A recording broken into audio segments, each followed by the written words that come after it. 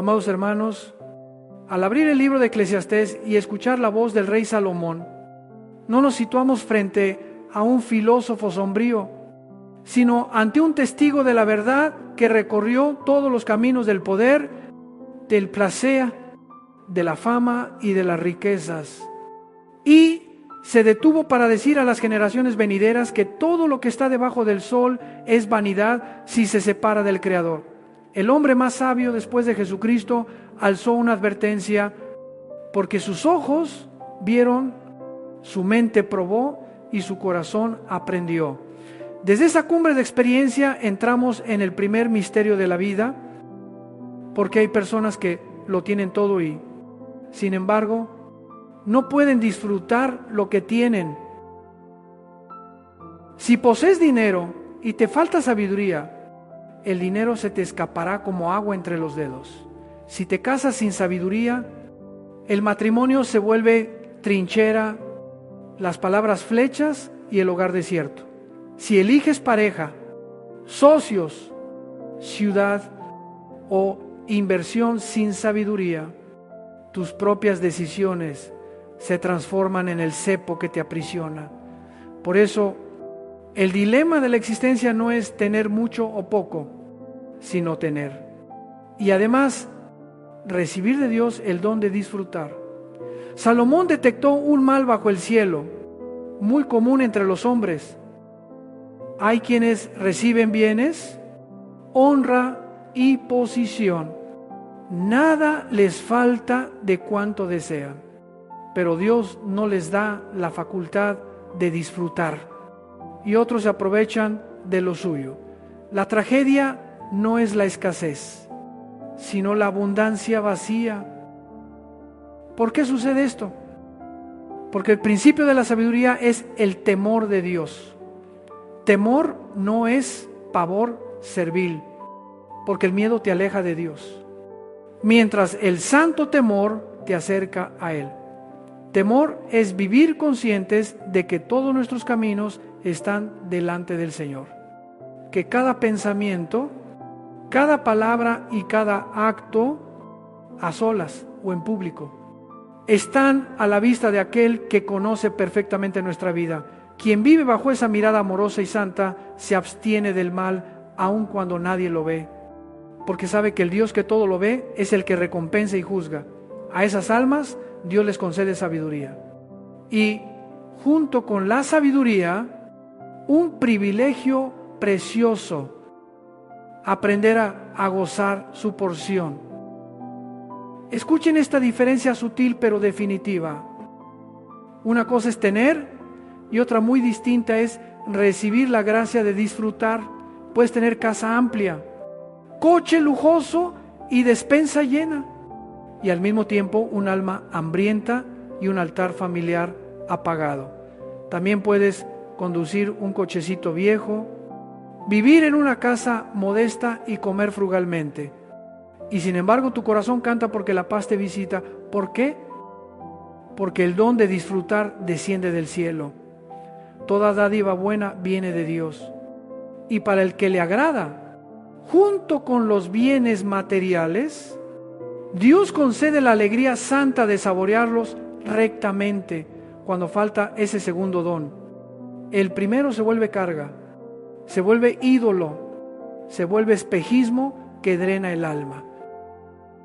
El mundo nos tiende un escenario deslumbrante, focos, aplausos, portadas, reyes, relatos de celebridades.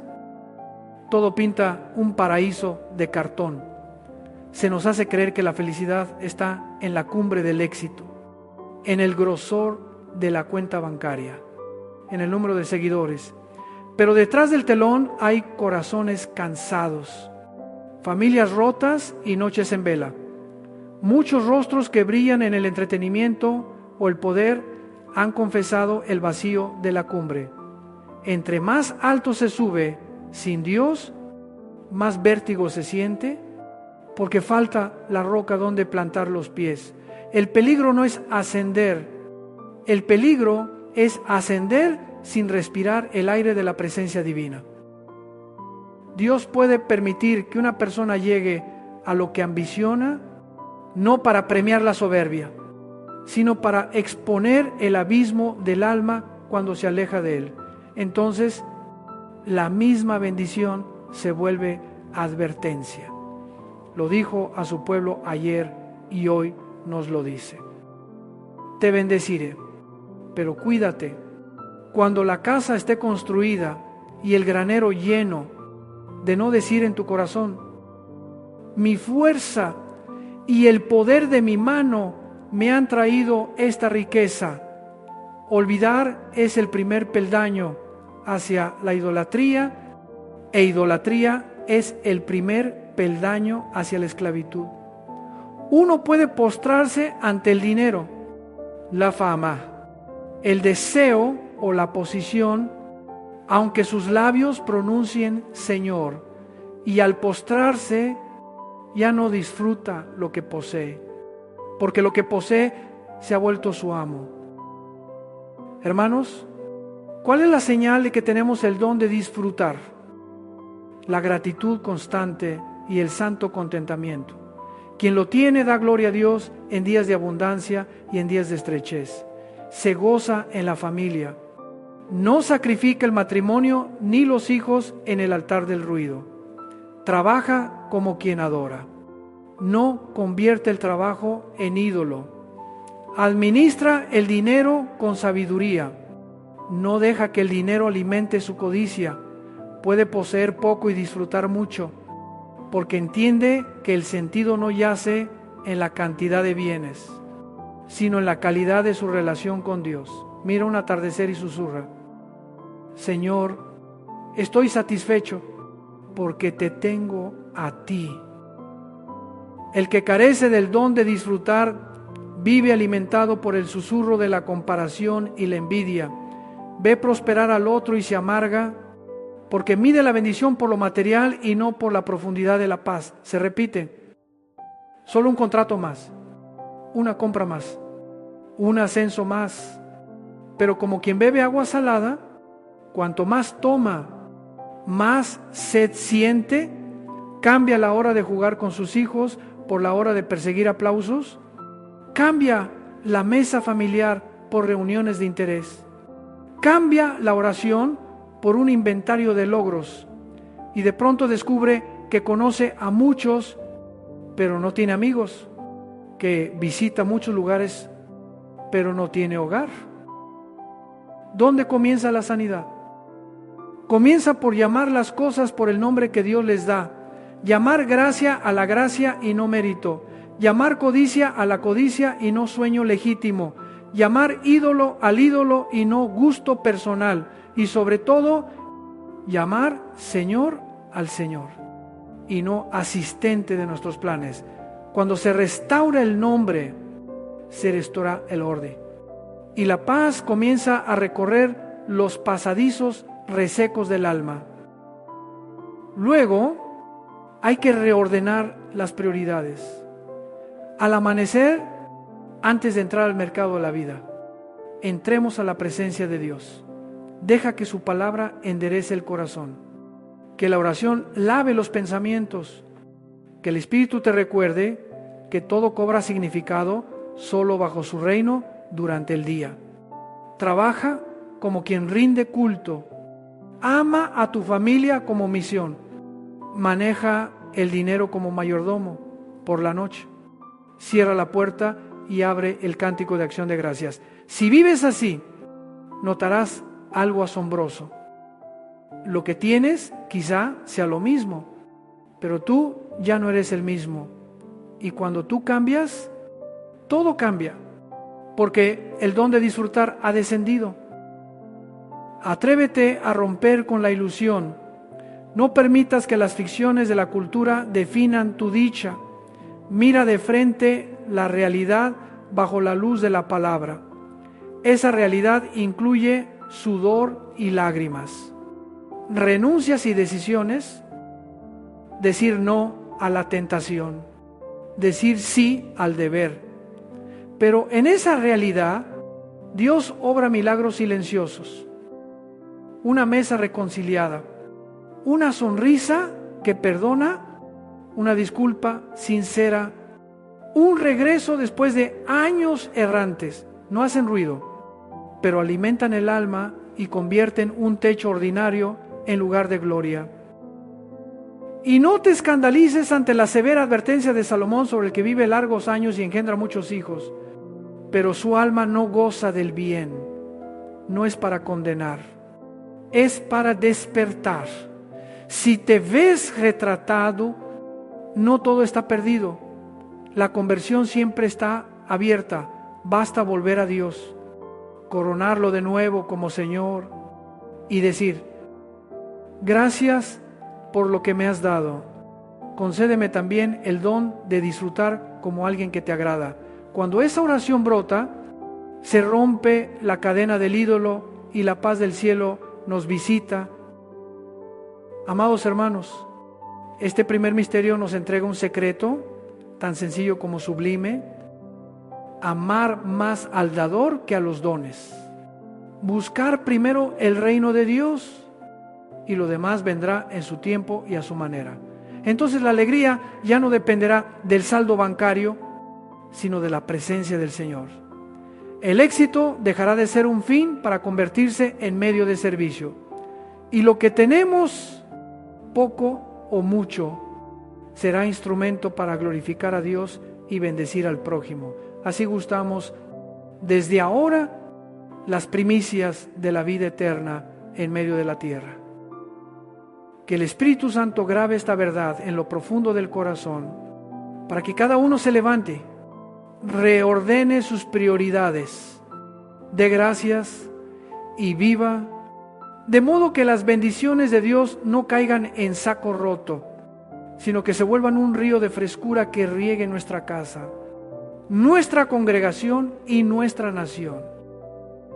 Amados hermanos, nuestro camino interior no se detiene en el primer misterio, donde Salomón desnuda la tragedia de tener sin disfrutar, sino que se abre ante nosotros el segundo misterio, el ser humano que vive solo para trabajar. No es una coartada para la pereza, ni una invitación a abandonar responsabilidades. Es una advertencia solemne sobre un desorden fatal cuando el medio ocupa el lugar del fin, cuando el arado arrastra al labrador, cuando el trabajo, que es vocación, se vuelve ídolo que exige sacrificar familia, salud y alma. Escuchen el pulso acelerado de nuestra época. Suena la alarma. Saltamos como resorte, tragamos algo de prisa. Nos lanzamos al tráfico, nos ahogamos entre correos, mensajes, contratos, metas, más juntas, más firmas. Volvemos tarde, apagados. Los hijos ya duermen, el matrimonio ya no conversa, amanece y lo mismo, pasa la semana y lo mismo. Llega el año y lo mismo. ¿En qué momento envejecimos? Salomón lanza una pregunta que corta como espada. ¿Para qué añadir años a la vida si no añadimos vida a los años? ¿Cómo oirá el alma el canto de la mañana o se llenará de un ocaso si cada fibra está tensada en una hoja de cálculo? ¿Cómo reconocerá un padre la sonrisa de su hija o una madre el suspiro de su hijo si toda conversación se interrumpe por una notificación? ¿Cómo rezará el corazón si cada intento de arrodillarse se ve urgentemente levantado por otra tarea? Cristo vino y declaró: he venido para que tengan vida y la tengan en abundancia.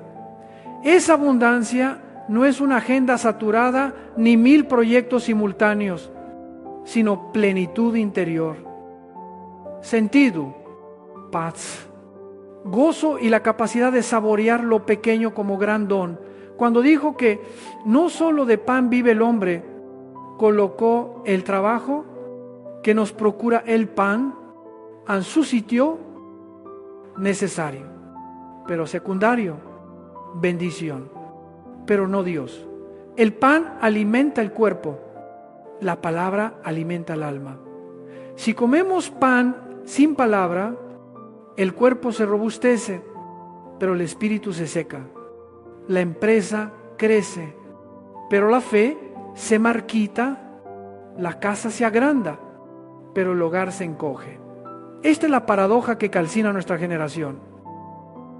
Alguien dirá, tengo que mantener a mi familia si no trabajo. ¿Con qué vivimos?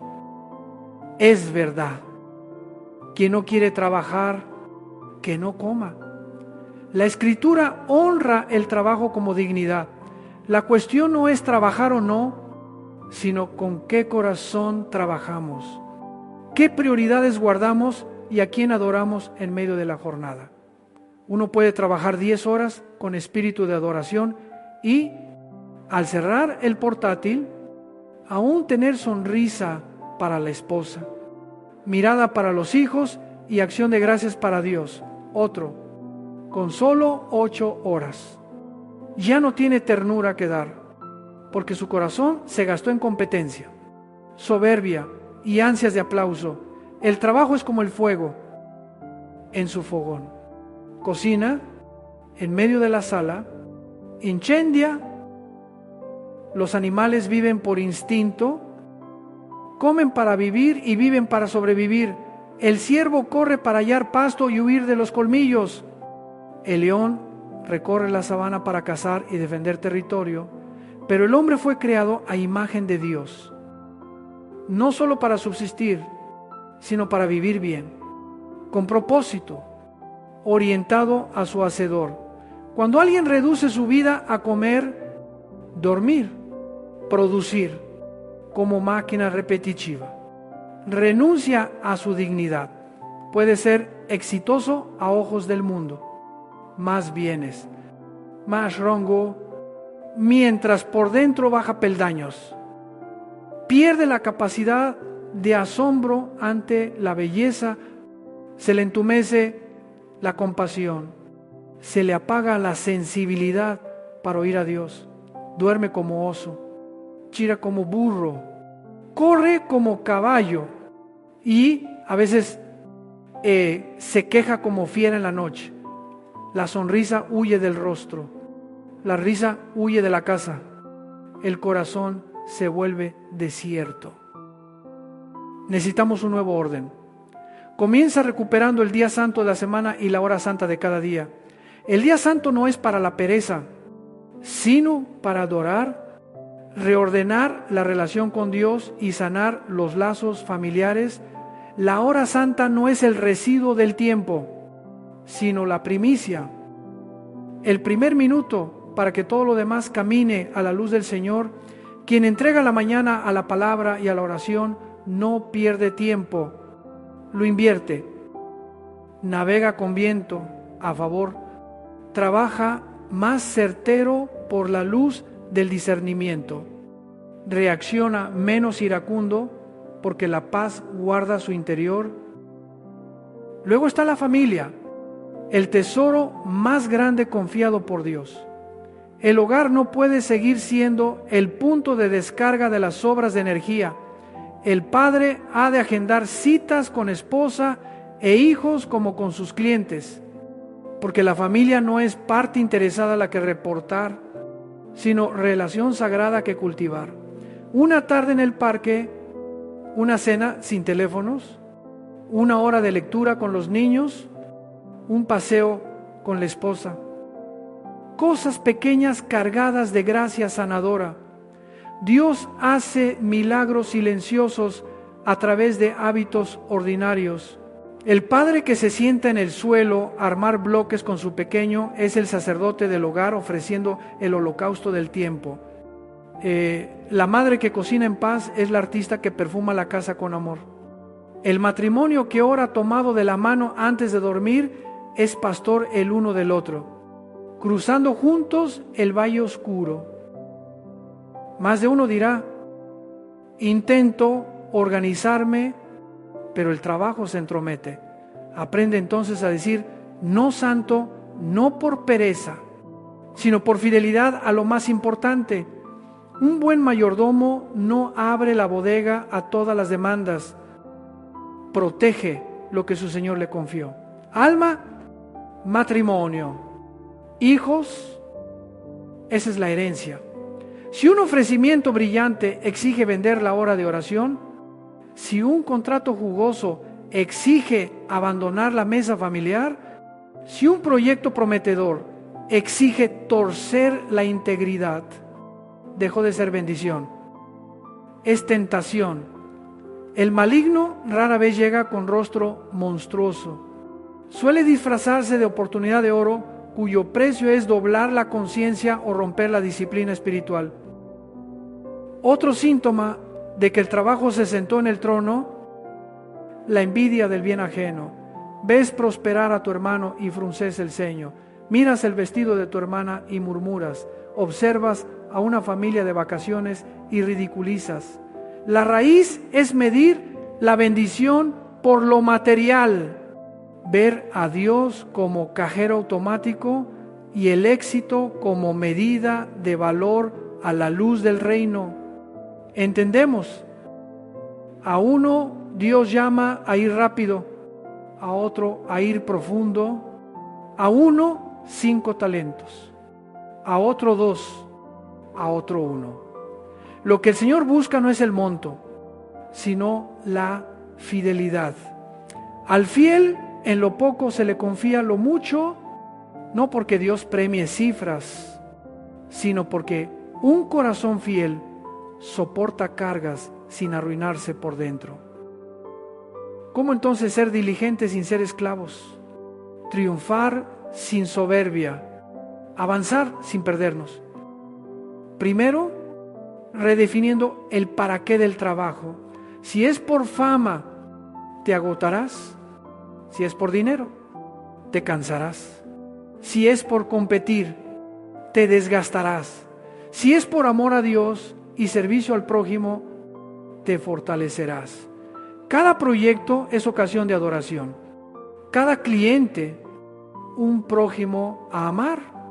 Cada salario, semilla, parte para la casa, parte para el pobre, parte para la obra de Dios. Cuando el dinero pasa por las manos sin quedarse en el corazón permanece libre. Esa libertad prueba que el trabajo está en su sitio. Segundo, establece reglas de protección concretas.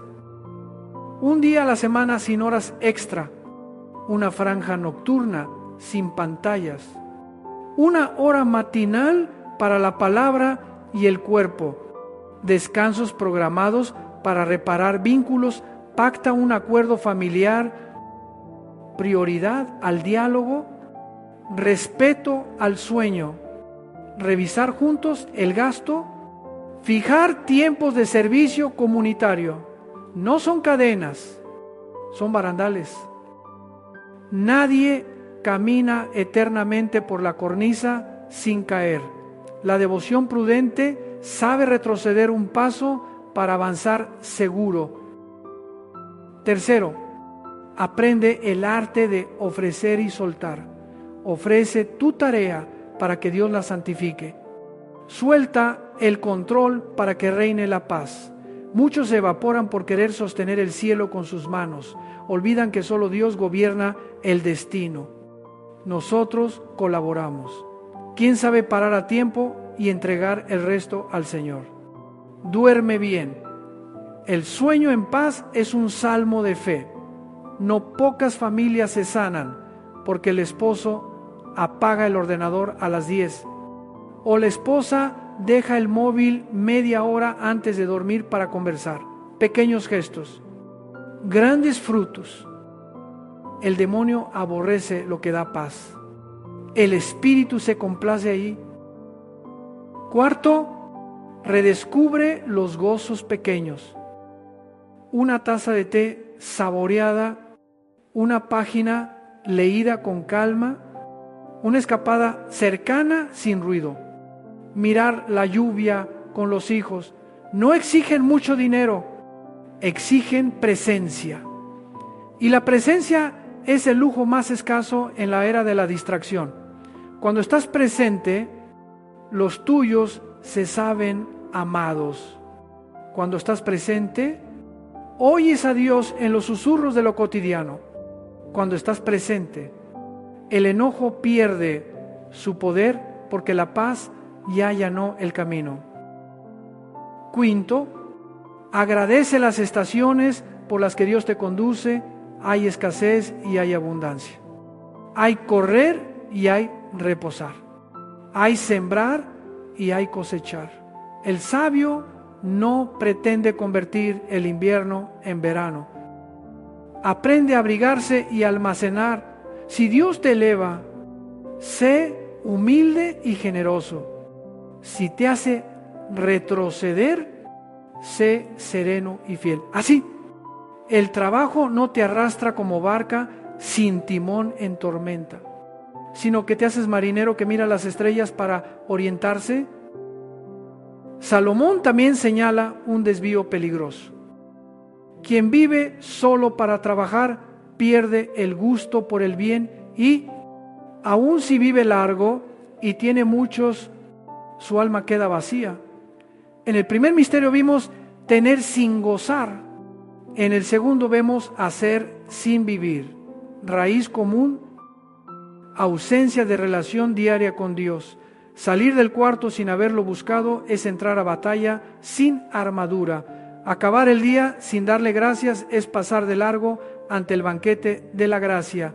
No extrañe entonces el cansancio, el mal genio, la facilidad para caer. ¿Cómo volver? En Faenoces de Menose preguntas. Empieza sencillo. Mañana levántate 15 minutos antes. Abre la Biblia. Lee despacio. Pregunta. Anota una línea. Hora breve, pero de verdad. Antes de la cena, tómense de la mano y agradezcan por algo del día. En la noche, un salmo, y entrega del descanso. Esta semana, una noche sin pantallas, una obra de servicio. Este mes, un día de silencio, examen, confesión, propósitos. En 30 días verás el milagro del hábito santo. El alma se aquieta, la casa se caldea, el trabajo se esclarece. No porque bajó la presión externa, sino porque creció la fuerza interna. Eso es gracia. Ya perdí demasiados años, dirá alguno. Nuestro Dios redime el tiempo, no solo sana heridas, convierte cicatrices en testimonio. Los años no se borran, se santifican. Las lágrimas de ayer son semilla de la cosecha de mañana. Por eso, la esperanza cristiana no depende de creer que mañana no habrá olas, sino de saber que bajo cada ola hay una mano. Con esa certeza trabajamos con diligencia, sin ansiedad por el futuro. Amamos a la familia hoy sin lamentos del pasado.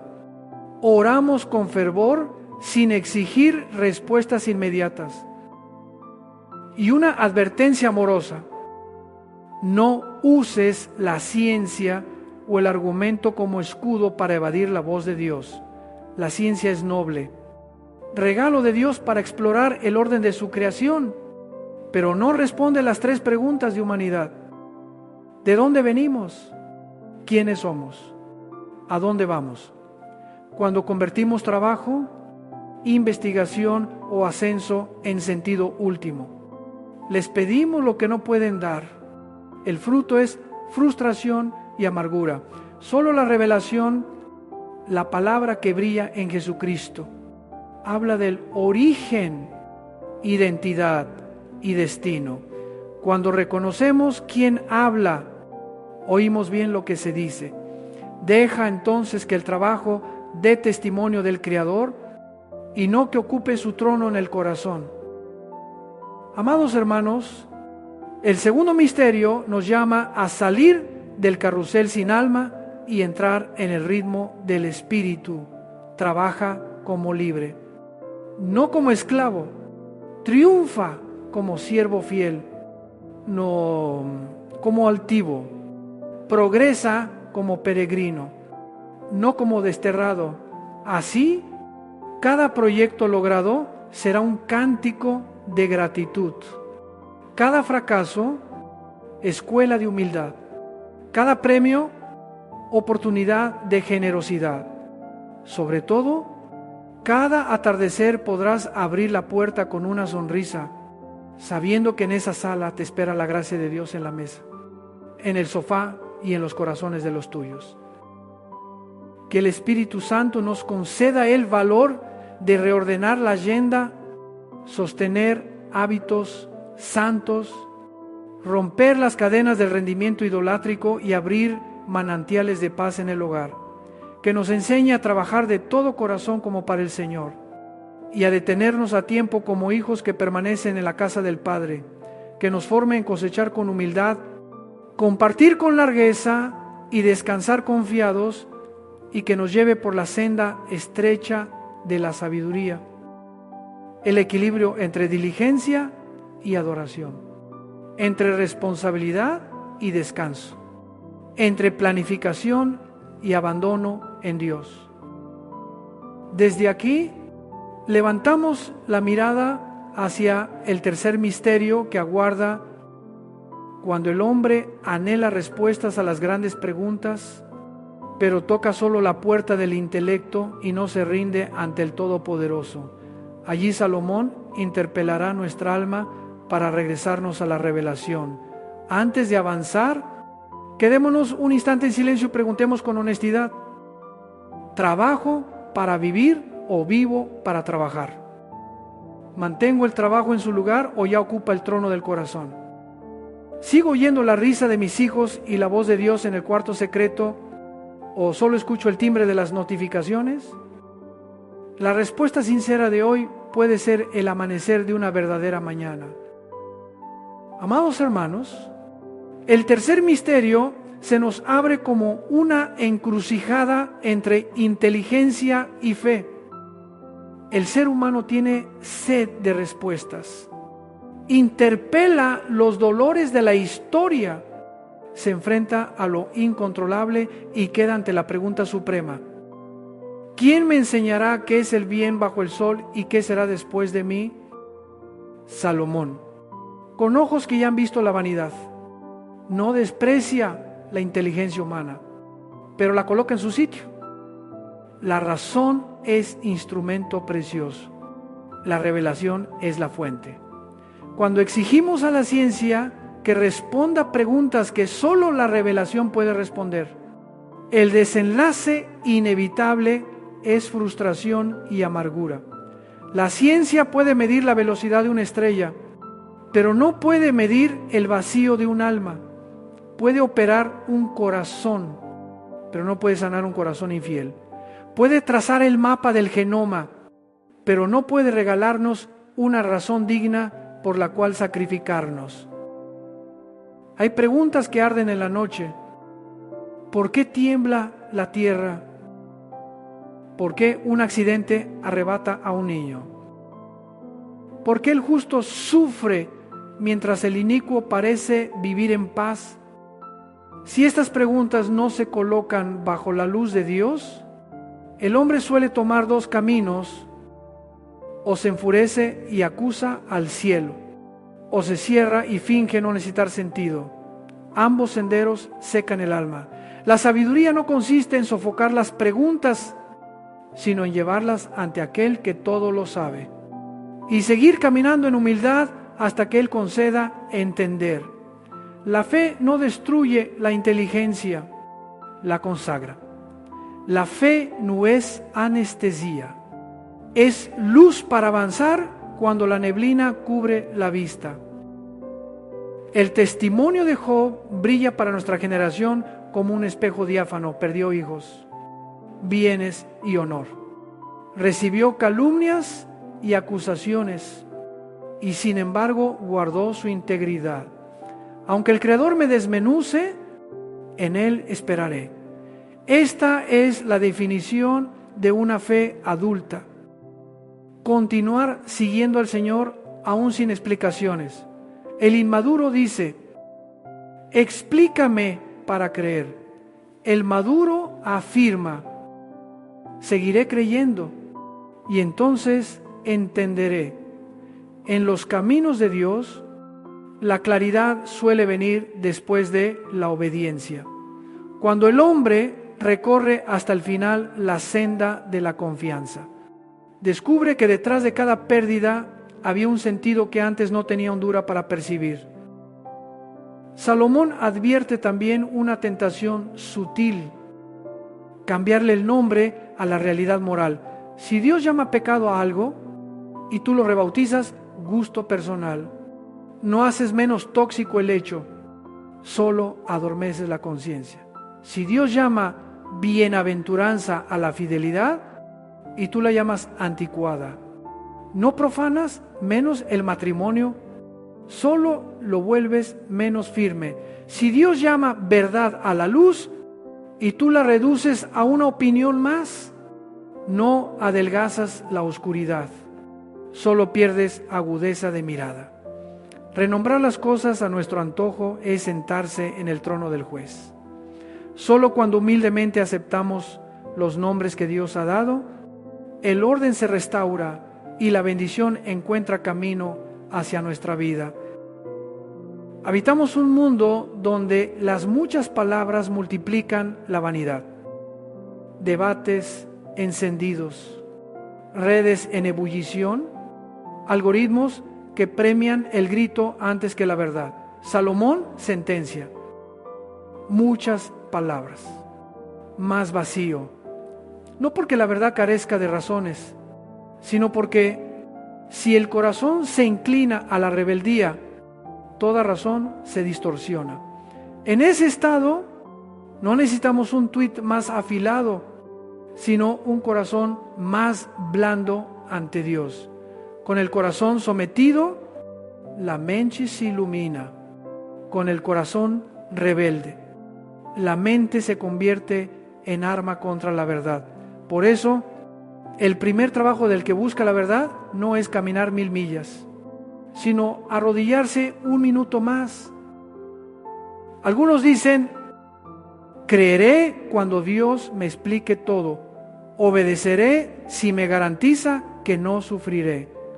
Justo aquí el amor nos llama a madurar. La madre no explica todas las ecuaciones de biología antes de que el hijo beba su medicina. El padre no presenta un balance de riesgos antes de tomar la mano del niño para cruzar la calle. El amor instruye y el hijo confía. No somos máquinas de datos. Somos hijos llamados a vivir en relación, en la relación. A veces entendemos, a veces solo apretamos la mano y seguimos. Y es precisamente en esos pasos que parecen ciegos donde se forja la fuerza pura de la fe. Este tercer misterio también nos enfrenta a un hecho. Hay ámbitos en los que no se puede contender con el Omnipotente, no porque Dios sea caprichoso, sino porque ciertas realidades superan nuestra estatura de criaturas. El mejor alumno no puede exigir al maestro que degrade el álgebra superior al nivel de primer grado. No es falta de amor del maestro, es falta de madurez del alumno. ¿Qué hacer? Entonces, con el hueco entre lo que deseo entender y lo que puedo entender, llenarlo con obediencia, oración y obras de bien. Usar lo que ya sé para obedecer lo que aún no sé. Hacer lo que es claro.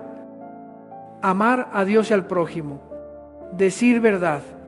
Obrar el bien. Mantener limpio el corazón. Cuidar la familia. Perseverar en la adoración. Cuando somos fieles en lo revelado, Dios abre a su tiempo lo que no estaba revelado. Hermanos, hay quienes viven largo, tienen muchos descendientes, acumulan bienes y levantan renombre, pero carecen de sepultura honorable en el sentido profundo. Pasan sin ser llorados. Sus bienes se vuelven chispa de pleitos Su nombre se borra como sombra sobre la piedra. Lo temible no es morir pobre, es morir sin sentido. Lo triste no es un funeral con pocos, es uno multitudinario por curiosidad y no por amor. En cambio, existen los discretos, de pocos bienes, con cargos modestos que dejan herencia visible, una familia unida, algunos discípulos fieles, pobres consolados, una iglesia edificada. No salen en los periódicos, pero su nombre está escrito donde ningún periódico alcanza. ¿Cómo cruzar? Entonces, este tercer misterio, sin extraviarnos, primero, aprendiendo a nombrar las realidades como Dios las nombra, llamar pecado al pecado para poder arrepentirse, llamar gracia a la gracia para poder agradecer, llamar vocación a la vocación para poder entregarse, llamar prueba a la prueba para poder perseverar. Segundo, restablecer la disciplina espiritual, palabra, oración, comunidad, servicio. Cuando la palabra es brújula, la oración es aliento, la comunidad es familia y el servicio es compás. Aunque ruja la tormenta, la proa sigue recta. Tercero, guardar humildad ante lo no entendido. Menos por qué, más hágase, menos polémica, más rodillas, menos crítica estéril, más mesa caliente con la familia. Esas cosas pequeñas son tuberías por las que corre la gracia. El tercer misterio nos enseña también un arte, el arte de esperar en la luz. Esperar no es rendirse, es ser diligente en lo correcto mientras espera que Dios haga lo grande. Esperar no es congelarse, es echar raíces en la verdad para que cuando llegue la respuesta tengamos fuerza para sostenerla. Esperar no es callar para siempre, es tararear bajito el himno de la esperanza en la penumbra, porque la oscuridad no es la esencia de la noche, es ausencia de luz. Y el amanecer de Dios llega a su tiempo y en su momento. Quien aprende esta espera no cae en respuestas baratas, promesas fáciles, filosofías dulzonas, eslóganes vacíos. No sigue el clamor de la multitud, sigue la voz del pastor. Y aquí suena la llamada a la conversión. Muchos estamos cansados de narrar la vida según nuestro paladar. Hemos inventado lenguaje para aliviar la conciencia. Llamamos ambición a la codicia, tropiezo a la infidelidad, astucia a la mentira, libertad personal al egoísmo. Pero el alma no se cura cambiando etiquetas. Solo cuando nos arrodillamos y confesamos: Señor, lo que tú llamas pecado, yo también lo llamo pecado.